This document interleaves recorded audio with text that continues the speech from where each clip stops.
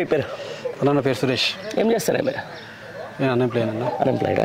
ఉందా గ్రాడ్యుయేట్ ఎలక్షన్లో vote enrol చేసుకున్నారా? ఎట్లా ఏమనుకుంటారా మరి వరంగల్, ఖమ్మం, నల్గొండ జిల్లాలకు సంబంధించి పట్టభద్రులు ఏమనుకుంటారు ఈసారి 3 పార్టీల అభ్యర్థులను చూసినట్లయితే బీఆర్ఎస్ పార్టీ నుంచి వెళ్ళి ఏనుగుల రాకేష్ రెడ్డి అన్న ఉన్నాడు. ఆయన ఉన్నత విద్యావంతుడు, బిట్స్ పిల్లలలో చదువుకున్నాడు. ఆయన యొక్క విద్యార్హతలను బట్టి తర్వాత ఆయన చేసినటువంటి వరంగల్ జిల్లాలో ఆయన చేసినటువంటి సామాజిక కార్యక్రమాలను బట్టి కంప్లీట్గా నిరుద్యోగులందరూ పట్టభద్రులందరూ కంపల్సరీగా ఈసారి రాకేష్ రెడ్డి గారికే మొదటి ప్రాధాన్యత ఓటేయాలని అందరూ అనుకుంటున్నారు. ఎందుకు మరి వేరే వాళ్ళకి ఎందుకు వేయకూడదు? చూసినట్లయితే BJP party candidate Premender Reddy అన్నట్టయినా ఎవరికి తెలియదు. ఓకే. అతను వాస్తవానికి కొన్ని సందర్భాలు అతను చూసినట్లయితే అతను ఏం మాట్లాడతాడో అతనికి వ్యవస్థ మీద కానీ, పట్టభద్రుల మీద కానీ, నిరుద్యోగం మీద కానీ ఇక దేని మీద అతనికి అవగాహన లేదు. ఇక రెండోది కాంగ్రెస్ పార్టీ నుంచి చూసినటువంటి తిన్మార్ మల్లన్న, ఆయన తీరొక్క పార్టీ మల్లన్న. ఆయన మొన్నటిదాకా బీజేపీలో ఉన్నాడు. ఆ తర్వాత మళ్ళీ వచ్చి ఇంకో దాన్ని మళ్ళీ కాంగ్రెస్లో పోయింది. కాంగ్రెస్లో పోయి పార్టీ కూడా పెట్టింది తెలుసా? మధ్యలో ఒక పార్టీ పెట్టిండు. 720 కిలోమీటర్ల పాదయాత్ర ఒకటి తీసుకుని వచ్చిండు. 720 అని చెప్పేసి 7200 సార్ 7200 కిలోమీటర్ల పాదయాత్ర అన్నాడు.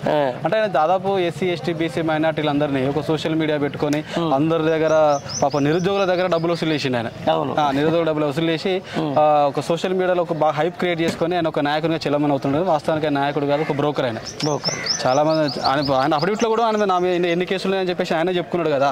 ఆ కేసులో ఆయన స్వాతంత్ర సమరయోధుడు. ఆయన కేసులు ఉండడానికైనా తెలంగాణ ఉద్యమకారుడు. ఆయన చేసిన లంగా లఫంగా పనుల వలన కదా ఆయన కేసులు ఉన్నాయి. అసలు కేసు నా మీద కేసులు లంగాగానని చెప్పి ఆయన చెప్పుకుంటాను. అప్పుడే అదే ఉన్నది కదా. అంతే. కాబట్టి ఈ తిరుమల మల్లన్న అంటాడు ఒక బ్రోకరు. వాడిని ఖచ్చితంగా అసలు అన్ఫిట్ క్యాండిడేట్ చెప్పాలంటే.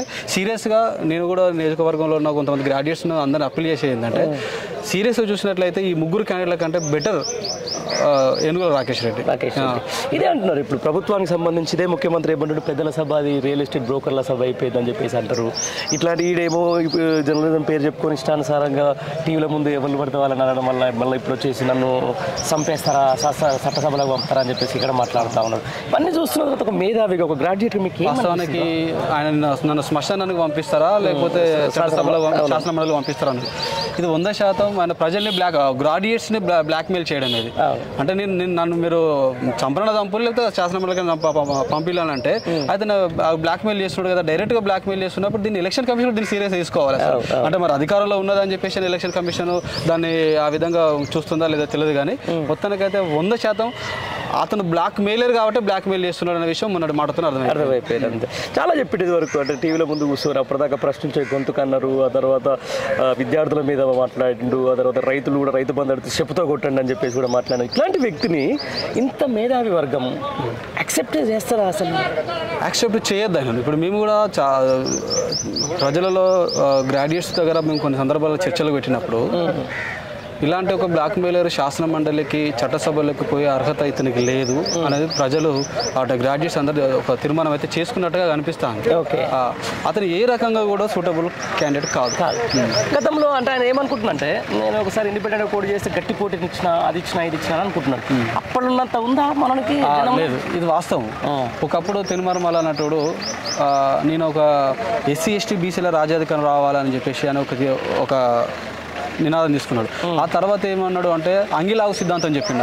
అంగిలాగు సిద్ధాంతం అన్నాడు. ఈ అంగిలాగు సిద్ధాంతం చెప్పడం వల్ల చాలా మంది ఎస్సీ, ఎస్టీ, బీసీ మైనార్టీలు అందరూ కలిసి అరే ఇదో రాజకీయాలు ఒక సరికొత్త రాజకీయం రాజకీయాలు మాట్లాడుతున్నాడు కాబట్టి కొంతమంది ఫాలో అయ్యారు ఇతను ఫాలో అవడం వల్ల ఆన్ దట్ టైం.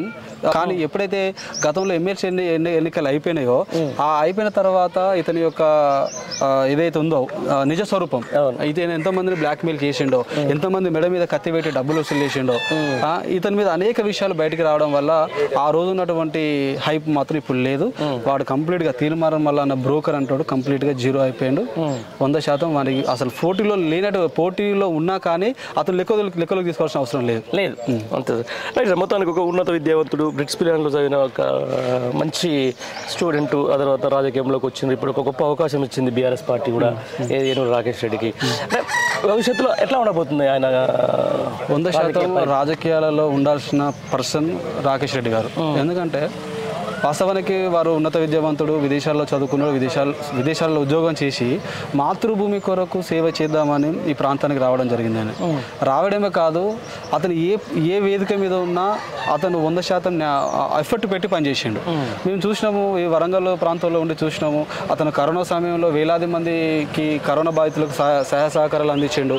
వరంగల్ వరదలు వచ్చినప్పుడు ఆ వరదలలోకి వెళ్ళి కూడా ఆయన పబ్లిక్ సామాజిక కార్యక్రమాలు చేసిండు. అంటే ఒక సర్వీస్ ఓరియంటెడ్ పర్సన్గా 100% చట్టసభల్లోకి వెళ్ళాల్సిన అర్హత కేవలం రాకేష్ అన్నకు మాత్రమే ఉన్నది, ఎన్నుల రాకేష్ అన్నకు మాత్రమే ఉన్నది. ఆయన మనలో ఒకటిగా ఉంటున్నాడు. నేను ఒక లీడర్ను, నేను మొత్తం ఏదో ఉద్ధరించిన ఎక్కడేం చెప్పుకుంటాడు.